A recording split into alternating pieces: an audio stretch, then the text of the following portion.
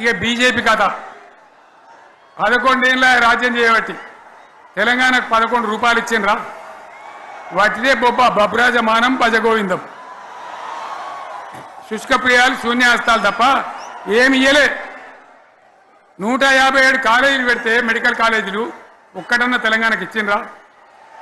ఒక ప్రాజెక్ట్ కన్నా జాతీయ హోదా ఇచ్చిండ్రా ఇక కాంగ్రెస్ వాడు ఇట్లా అంటే బీజేపీ వాడు అట్లా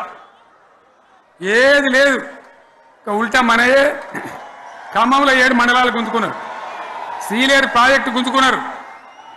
నరేంద్ర మోడీ మాట్లాడతాడు ఏం మాట్లాడతాడు తెలంగాణ వచ్చిందిరా అని తెలంగాణలో సంతోషపడితే తల్లిని చంపి బిడ్డను బతికించిండు అంటాడు ఎన్నోసార్లు అంటాడు ఒకసారి కాదు ఈ విధంగా అది కూడా మనం అనిపించేది కాదు ఈ సందర్భంలో ఒక మాట బీజేపీ అంటే నాకు జ్ఞాపకం వచ్చింది ఇవాళ కేంద్ర ప్రభుత్వం కగార్ అనే ఆపరేషన్ పేరు మీద ఛత్తీస్గఢ్లో యువకులను గిరిజనులను ఊచకోత పోతా ఉన్నారు అది ధర్మం కాదు వీళ్ళు ఏమవుతున్నది నక్సలైట్లు ప్రతిపాదన పెడుతున్నారు మేము ప్రభుత్వం దగ్గరకు వచ్చి చర్చలు చేయడానికి సిద్ధంగా ఉన్నాము అంటున్నారు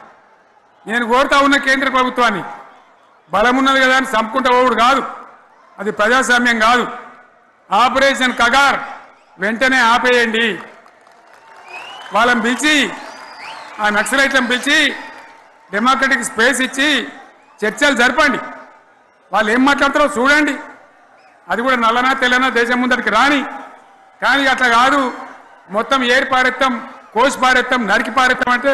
మిలిటరీ ఉన్నది మీ దగ్గర కొడతారు కానీ ప్రజాస్వామ్యం అనిపించుకోదు ఈ మాట ఢిల్లీకి ఉత్తరం పంపిద్దామా మీరందరూ సపోర్ట్లు కొడితే తీర్మానంగా భావించి